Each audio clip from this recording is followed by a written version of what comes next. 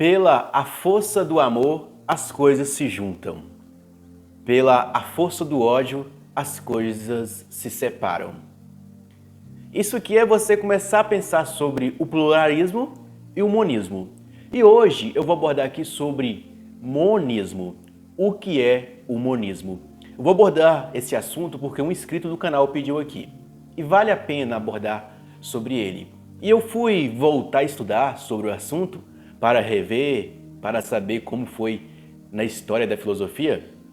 Se você voltar lá com os pré-socráticos, os primeiros filósofos, Tales, Heráclito, Anaximandro, Empédocles, eles buscavam um princípio essencial, substancial para tudo que existe, ou seja, algo que permeia toda a substância existente. Que nem Tales falou que era a água. Ele encontrou esse elemento que era crucial para a existência de tudo.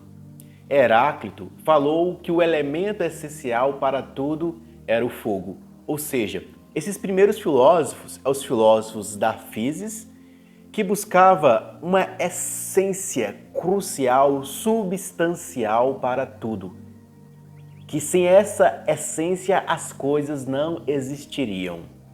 Bem, para pensarmos aqui, eu vou dividir esse assunto primeiro no plano metafísico, no plano ontológico e no plano jurídico. Vou ser rápido e fácil. É muita coisa? Sim, mas vou ser simples. Mas antes de aprofundar no assunto, deixa eu me apresentar aqui. Olá, seja bem-vindo ao canal O Aprendiz de Filósofo. Eu sou o Josinácio, tudo bem com você? Espero que você esteja bem. Monismo, a primeira vez que essa palavra apareceu aí, que a pessoa usou ela de forma intelectual e acadêmica, foi Christian von Rothens. Eu acho que eu falei certo o nome desse cara.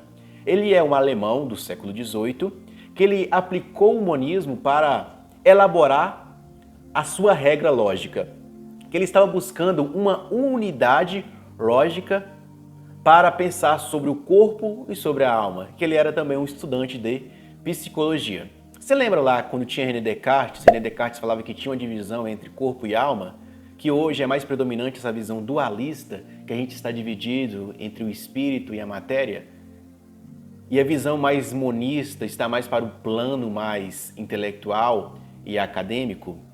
Bem, o monismo, ele vai ser o quê?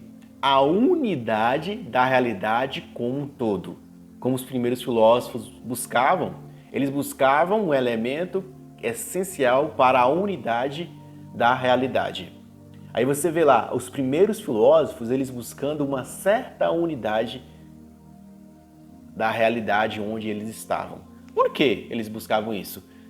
Primeiramente, porque eles viam uma certa pluralidade ou divisão ali na Grécia. Atenas não se dava muito bem com Esparta. As colônias de Atenas tinham uma certa resistência com com seus dominadores, que eram os atenienses. Então, aí vem os filósofos ali que começam a pensar sobre essa unidade do ser. Aí nesse plano metafísico, especialmente cosmológico, se você acompanha o canal aqui sabe que a cosmologia é um ramo da metafísica especial que vai estudar sobre a origem de tudo, o elemento essencial para a origem de tudo, que nem hoje muitas pessoas falam, que é o Big Bang, que deu a origem de tudo. Isso é uma visão monista, né? Ou emanetista, que a partir do Big Bang houve uma emanação para a criação de todos os planetas, de todos os sistemas solares, de todas as galáxias e etc. Mas existe um monismo fisicalista ou fisicalismo, que é aquela pessoa que é monista, que vai acreditar na união apenas física, daquilo que é palpável. Ou seja, no metafísico, a gente pensa sobre algo elementar para a origem de tudo. Ou seja, os filósofos vão conceitualizar o ser, como Parmênides falou o ser, como Prontino falou o uno, como Anaximandro falou que era o apeiron ou o infinito, Demócrito falou que eram os átomos. e depois outras pessoas vão dizer que é o todo. Isso é só questões metafísicas. Se a gente descer para um plano religioso, a gente vai descer para o plano Deus, o Deus cristão ou os deuses das religiões politeístas. Bem, nós estamos na cultura cristã e vamos falar do Deus mais cristão, mas do Deus monoteísta.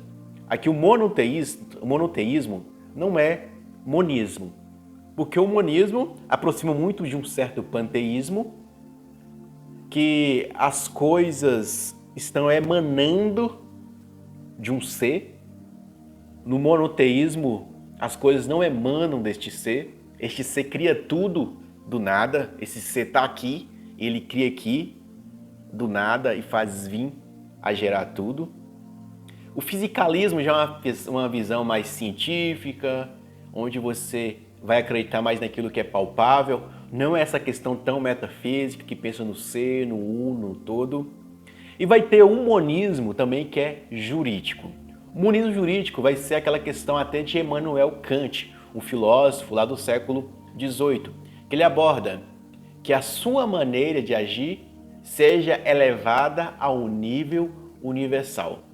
A forma que você está agindo, se ela não for válida a nível universal, então não é uma lei geral para aplicar a todos. Ou seja, o monismo jurídico é buscar uma lei universal. Lembra lá quando o apóstolo Paulo falava aos romanos que os pagãos, mesmo não tendo a lei, fazia naturalmente aquilo que era próprio da lei, ou seja, a lei universal que não só estava nos judeus, mas também estava naquele povo pagão que não tinha recebido a revelação. Se você tiver ciente, o cristianismo, ou melhor dizendo, a religião judaica, ela trabalha com a ideia de que aquilo que Deus revelou, os 10 mandamentos, é praticamente a lei universal, que muitas vezes a gente esquece dessa lei universal e cai numa lei pluralista, ou um pluralismo jurídico, onde a lei que aplica aqui nessa região não aplica na outra região. Exemplo, aqui nós aceitamos a pena de morte, mas naquela outra região a pena de morte não é aceita. Mas o monismo jurídico, quando a gente pensa, é você voltar a leis universais. Esse monismo jurídico ele começou lá na Idade Moderna, ali no Renascimento e no Iluminismo, com as ideias liberais, quando começou o nascimento dos estados independentes, ou seja, começou a valer de leis mais naturais, o justnaturalismo, que vai ser o quê?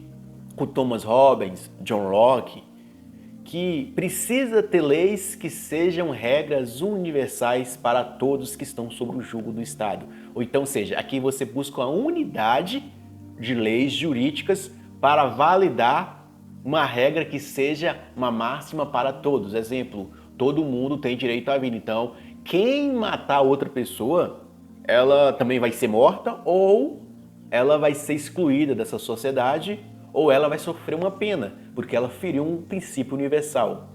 Mais ou menos assim. E também, quais são os princípios mais aceitos dentro de um monismo jurídico, mais gerais? Direito à vida, direito à liberdade, direito à igualdade, direito à segurança, direito à propriedade. Bem, aqui nós falamos sobre o jurídico e vamos pensar também agora no ontológico. Ontológico é a organização das regras. Organização das regras como assim? Se você sabe o que é ontologia, ontologia é o estudo do ser enquanto ser. Estudo das coisas se manifestando na existência. Aqui o conceito que eu estou colocando aqui. Então, existe uma ordem, um princípio que justifica as leis na realidade ontológica. Um princípio metafísico, existem leis universais, você não pega nas leis universais, mas você sabe que você passa a reconhecer o certo e o errado, o legal e o ilegal, e você passa a aplicar de forma física aqui, pegando essas categorias e tirando do mundo metafísico, do mundo teórico e para trazer para o mundo físico. É comum a nós, seres humanos, a gente buscar a unidade das coisas para que a gente possa ter uma noção da realidade. Ou seja, que nem quando eu estudo filosofia, eu busco uma unidade da filosofia grega até a filosofia contemporânea para que eu possa entender as coisas. Se eu não tiver essa unidade, pelo menos teórica, eu não vou conseguir compreender. Se eu vou para uma religião, se essa religião eu não consigo ver uma unidade dessa religião, eu não consigo permanecer nessa religião, vou lá e troco de religião. Se eu não consigo ver uma unidade, algo que é comum a todo o sistema jurídico, o sistema jurídico começa a ser relativista. A todo momento esse sistema jurídico vai precisar ter uma nova atualização. Mas essa nova atualização, se acontecer sempre, é para buscar essa lei cada vez mais universal, mais unitária, mais monista. Saindo do plano jurídico, metafísico e ontológico, o monismo muitas vezes vai ter uma ligação com o panteísmo e o hermenetismo. Por quê? O monismo é você dizer que existe um princípio que deu origem a tudo. É uno, ou a mônada, que nem lá o Vinícius falava. Desse princípio faz emanar tudo. Necessita, é um ser necessário, algo necessário para a existência de tudo. O panteísmo já não é monista. O panteísmo vai dizer que tudo, o universo, é Deus. É algo infinito, um círculo infinito em constante transformação e mudança. Então, esse universo sempre existiu e nunca deixará de existir. Tudo o que acontece está em constante transformação dentro do universo. Ou seja, o universo é Deus. Então, para resumir, quando você vê falar de monismo, monismo é um princípio unificador que é geral, que é perene e que é eterno. A primeira coisa aí, a unidade, essa busca de unidade. Quando você vê falar de monismo jurídico, é uma busca de uma lei que é aplicável a todo ser humano. Quando você vê falar de monismo religioso, muitas vezes você falar que tudo parte de um ser que deu origem a tudo. Monismo ontológico é quando você começa a organizar essas leis na realidade e começa a dar bases para que permaneça essa unidade de forma física, onde você sai do plano teórico, sai do plano metafísico e tende a trazer isso para o plano moral, da maneira como nós vivemos, sem teoria. Se você quiser aplicar mais nesse campo teórico, vou deixar 2 vídeos para você aqui, para você pensar nesse plano teórico. Vou deixar aqui sobre axiologia e outro sobre deontologia, que é para você pensar mais sobre essa questão de aplicação de uma moral universal ou flexível. Eu sei, esse assunto ele é complexo, ele dá vazão para muitas outras coisas, mas eu só quis resumir aqui para facilitar o seu entendimento. Muito obrigado por me acompanhar até aqui e eu fui!